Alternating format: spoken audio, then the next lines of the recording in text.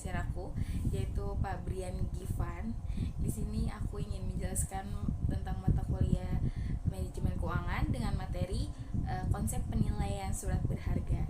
Nah, tapi di sini aku mau menjelaskan konsep penilaian surat berharga itu hanya dua, yaitu tentang obligasi dan saham. Nah, di sini kita menjelaskan dulu ya konsep penilaian surat berharga. Yang pertama itu kita jelaskan dulu surat berharga. Pengertian surat berharga dalam dalam bahasa Belanda yaitu waarde paper. Nah, waarde artinya nilai dalam kitab Undang-Undang Hukum Dagang atau KUHD, sedangkan paper artinya kertas berharga. Ada juga istilah lain seperti commercial paper atau negotiable instrument. Nah, dasar hukum surat berharga itu dalam Undang-Undang nomor 10 tahun 1988 tentang perbankan. Jadi menyebutkan bahwa surat berharga merupakan surat pengakuan hutang seperti wesel, saham, obligasi, sekuritas kredit, terus ada atau derivatifnya atau kepentingan lain. Suatu kewajiban dari penerbit yang biasanya diperdagangkan di pasar modal atau pasar uang. Jadi surat berharga itu lebih kepada surat pengakuan hutang.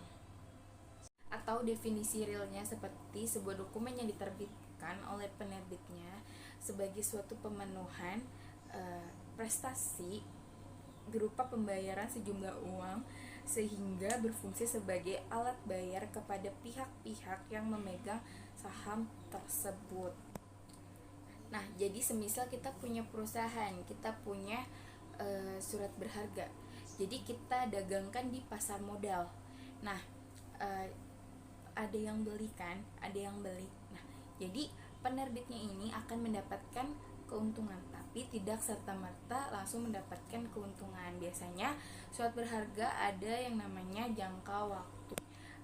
Nah, ada juga macam-macam surat berharga seperti cek, wesel, promise, kwitansi, bilet giro, commercial paper, terus obligasi, surat utang negara, dan yang terakhir adalah surat sekuritas. Nah, di sini kita selanjutnya adalah pengertian dari penilaian. Yang pertama adalah investasi. Nah, investasi merupakan suatu komitmen penempatan dana pada periode waktu tertentu untuk mencapai suatu timbal hasil yang diinginkan. Nah, penilaian adalah proses penentuan harga sekuritas atau aktiva modal.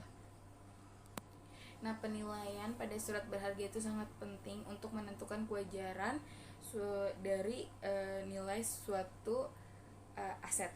Nah, selanjutnya itu harga wajar aset adalah imbal hasil yang kita inginkan atau kita harapkan berbanding dengan imbal hasil yang diberikan aset tersebut. Jadi misalnya kita itu harus menentukan penilaian ketika kita ingin investasi.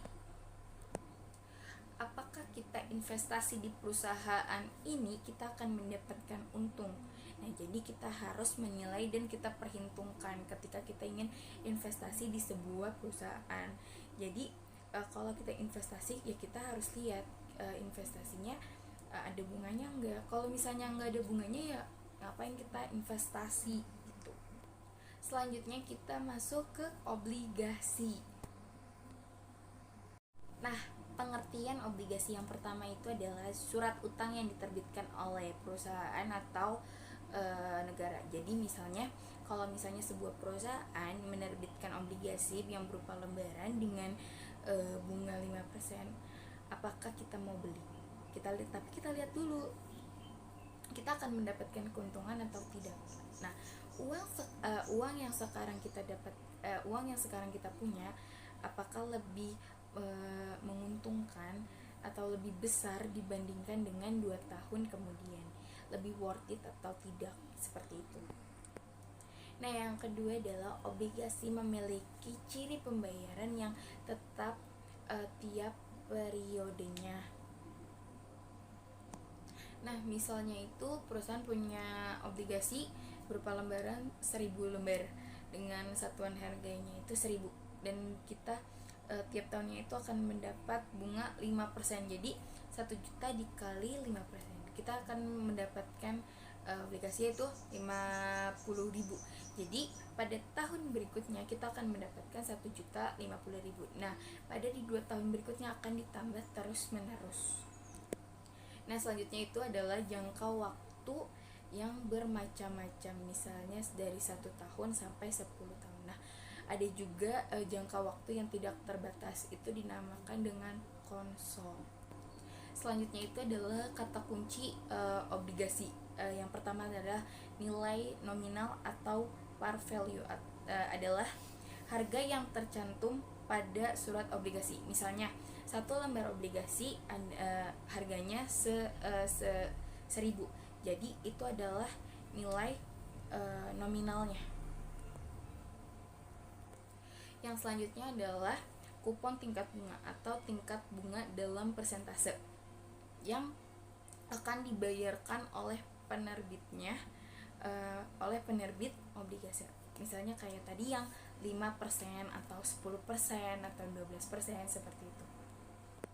Selanjutnya adalah jatuhan tempo. Jadi jatuh tempo biasanya ada yang dalam satuan tahun, seperti 1 tahun, 2 tahun, 3 tahun, dan seterusnya. Nah, selanjutnya adalah premi resiko. Premi resiko dibagi menjadi 4 macam. Yang pertama adalah premi maturity. Jadi semakin tinggi jatuh tempo, maka semakin tinggi juga keuntungan yang diisyaratkan. Jadi misalnya kita beli obligasi dengan 10 tahun, maka keuntungannya akan semakin tinggi, bisa dengan tingkat bunganya 10%, 20%, seperti itu. Nah, yang selanjutnya adalah premi kebangkrutan. Biasanya ini diterbitkan oleh perusahaan yang bangkrut. Jadi semakin bangkrut perusahaan, maka semakin tinggi juga keuntungan yang diisyaratkan. Atau yang ketiga adalah premi likuiditas. Jadi perusahaan yang punya masalah di likuiditasnya. Jadi misalnya perusahaan punya masalah di likuiditas, jadi perusahaan akan meningkatkan premi agar obligasinya dibeli. Yang keempat adalah premi inflasi. Jika semua butuh uang termasuk perusahaan, maka akan dibela-belain membeli premi yang tinggi, karena semakin tinggi inflasi akan membawa tingkat suku bunganya bebas resiko. Nah, selanjutnya adalah kesimpulan dari obligasi. Yang pertama adalah ketika bunga yang ditawarkan lebih rendah dibandingkan dengan tingkat keuntungan yang diisyaratkan, maka harga atau nilai obligasinya akan lebih rendah dibandingkan dengan harga nominalnya atau nilai nominalnya. Nah, yang kedua adalah ketika bunga yang ditawarkan lebih tinggi dibandingkan keuntungan yang diisyaratkan, maka harga atau nilai obligasinya akan lebih tinggi dari nilai nominalnya. Nah, kita sekarang ke saham. Nah, saham itu adalah bukti kepemilikan. Jadi misalnya kita invest saham, maka kepemilikan kita mempunyai kepemilikan di saham tersebut. Nah, ada 2 alasan kenapa kita harus membeli saham. Yang pertama adalah untuk punya perusahaan. Misalnya kita kan kayak pernah dengar nih, kayak perusahaan yang belakang namanya itu adalah TBK. Jadi perusahaan tersebut bisa kita beli. Nah, yang kedua adalah untuk menanamkan kelebihan modal sementara waktu. Jadi misalnya kita punya uang lebih, maka kita manfaatkan dengan kita menaruh saham pada perusahaan atau yang lainnya. Nah, selanjutnya adalah pemegang saham berhak atas dividen. Dividen itu seperti pendapatan income kita. Jadi kita tiap tahunnya akan mendapatkan dividen dari saham tersebut. Selain dividen, pemegang saham akan menerima selisih dari harga jual dan harga beli yang disebut dengan capital gain dan capital loss. Nah, saham itu ada bermacam-macam, ada 2 macam, yaitu saham biasa, yang kedua adalah saham preferred atau saham khusus. Selanjutnya adalah penilaian saham biasa. Penilaian saham biasa dibedakan menjadi 2 macam. Yang pertama adalah penilaian saham yang dipegang 1 periode. Misal kita punya perusahaan, kita akan memegang saham hanya 1 periode saja. Yang kedua adalah penilaian saham yang dipegang selamanya. Nah, ini dibedakan menjadi 3 macam. Yang pertama adalah model dividen konstan, yang kedua adalah model dividen tumbuh dengan tingkat pertumbuhan yang konstan, yang ketiga adalah model dividen dengan tingkat pertumbuhan yang berbeda. Nah, setelah itu kita akan menjabarkan dari penilaian saham yang dipegang selama satu periode. Nah, sekian materi yang telah aku sampaikan.